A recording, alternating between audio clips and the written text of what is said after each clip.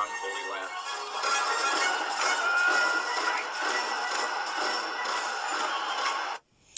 Okay, even though monitoring on the HFs, I haven't finalised everything yet because I've been going over the whole system today. Oh gosh, how many hours? I don't know.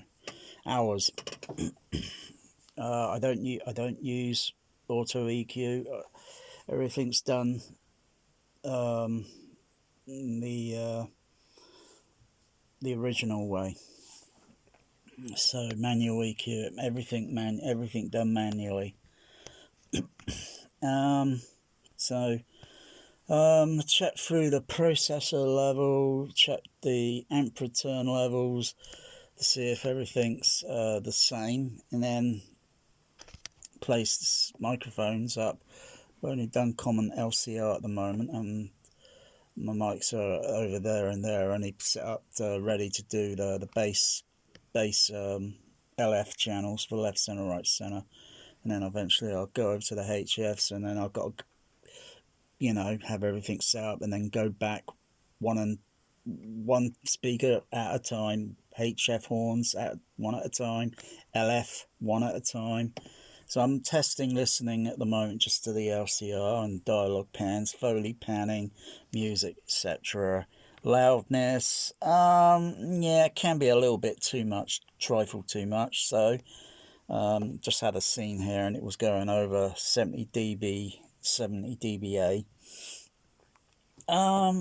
So I could put in some dynamic, what they call them, dynamic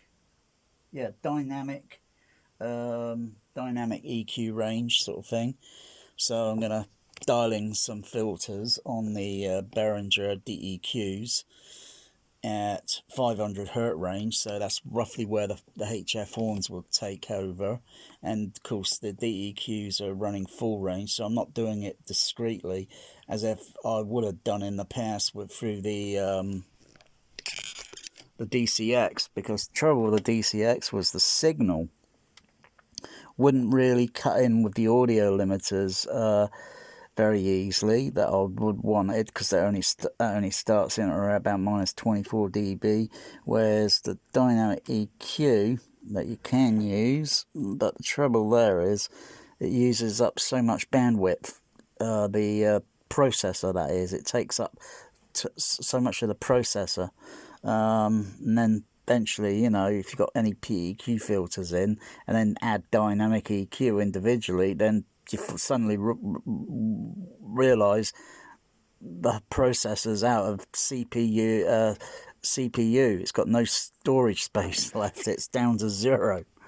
I think they should have checked the whole thing, so everything used on it functions, if you know what I mean. But these aren't too bad, apart from a little bit iffy, and it's maybe the evilness of the Behringer, I don't know. So the dynamic EQs on here, I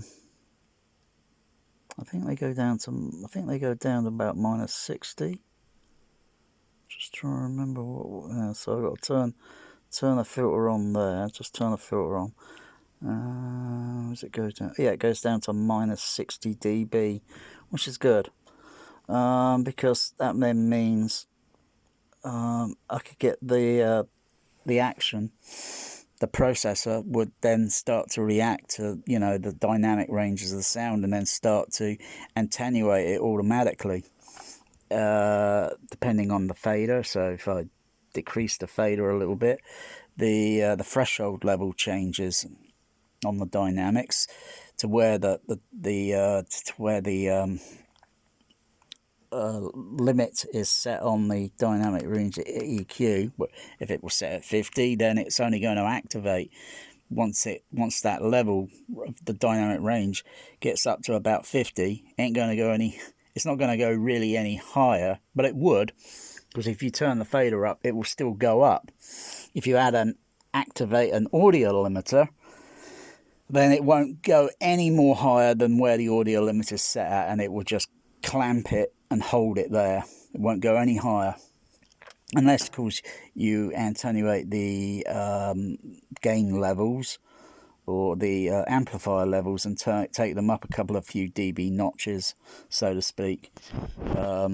It's a bit of an art to set things up anyway, so I'm just using that.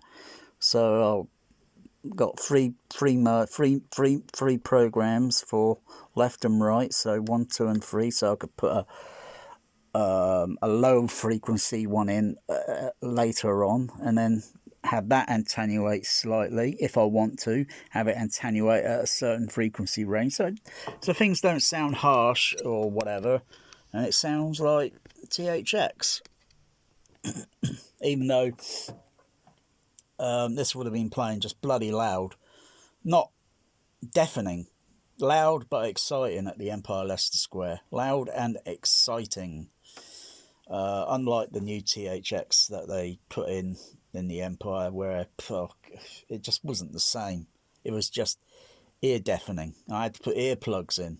Every bloody movie that I've seen where they had the new THX at the Empire, I had to wear earplugs because I knew that the system was way too much in the mid and high range on the freeway, and frankly I prefer a two-way system. Bass, HF horn. It's always worked great in some of the best, some finest THX cinemas, and even substandard cinemas. So I'll just put a filter in. So I'll just play this again. My boy, we're pilgrims in an unholy land.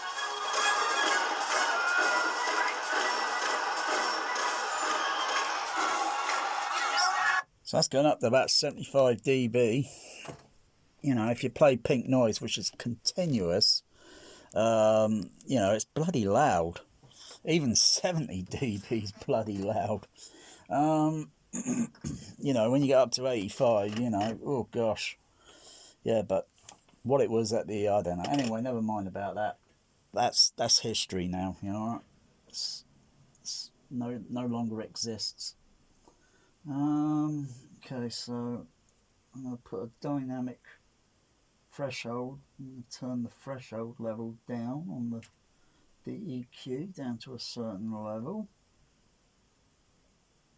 Okay. Back up the scene and play it again. It should be less. Or a bit more calmer.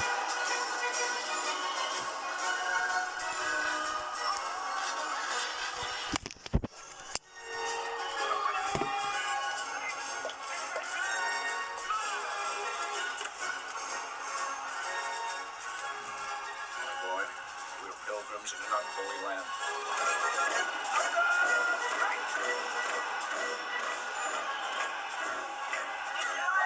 That's several dB less, and to my ears that sounds comfortable. Otherwise I'll be riding the fader.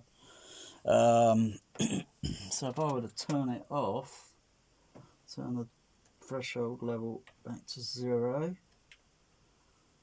yeah, play the scene again. If I can set this up in position, it's awkward. You can't really see it very well because of the no, I can't, not even with that, I get glare on with the light. Anyway, just about see it there. What I'll do is I'll just turn the fader down slightly.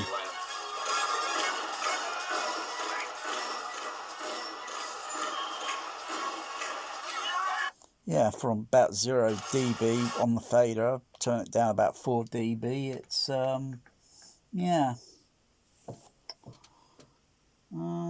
So yeah, that's that. Plus, it takes a lot more because you've got to balance through the surrounds. There's an audio compressor or such on the Behringer, on the not the Behringer, the Crown CTS 8200s. That take a bit of, you know, setting up sort of thing. Although I've got another another Behringer DCX in the kitchen, which does my surrounds, and the wouldn't mind another sort of, you know, set up for the overheads and below surround matrix, and so it's all in the rack next to me, so it's like the Enterprise, you know, and I can control everything, you know, and then get it spot on. So, you know, if a mixing stage, you know, mixing console's right in front of you, I can only think of sound reflecting on that mixing console and doing all sorts of weird things. It's, you know, it will happen unless you got that mixing console with a special a fabric of a type, so it's, you know, put over everything, and then you got to put all the knobs and sliders all back in place. So about most percentage of the surface area would be absorbent, if you know what I mean. As well as the front of the mixing console should be covered with absorbent material, because sound is going to come at it and reflect. There's no if, no but, no debate, no vote about it. It's going to reflect. Oh, anyway. But, you know, these mixes, you know, they're nicely done. But I think, I don't know, I got a slight suspicion the centre channel's a little bit too high on this, in the mix. And I've monitored it on the headphones and lowered down the centre channel on the SDDS, and lowered the centre channel down, even though I could lower it down on there. And I can hear the dialogue pans a little bit more easy. But when it's up a little bit, some of the dialogue pans are like very, very hard to hear. Some hard pan effects and such, yep, they can be heard left to right or such. But I found that I think they've taken the centre, whether it's the actual centre channel, they're actually taking up the dialogue, music and effects in the centre channel, or just raising the, you know, you can hear it in the dialogue pans. If you turn off the centre channel and listen to the dialogue pans over to the left and right, and then turn the centre back on, and you notice, yeah, it doesn't sound right. It's out of balance. So most of your home theatre systems are, well, if you're playing this movie, and this is a classic, chances are you're not hearing it correctly. No if, no but, no debate, no vote. You got to get proper equipment, which is cheap. Even if it was a THX 3417. And, you know, a lot of people brag about and talk about THX, well, you got to get the real thing, because the home version isn't nothing like the professional version. You got to get the real thing. It's like what my dad said. Why waste your time with that when you can go out and get the real thing?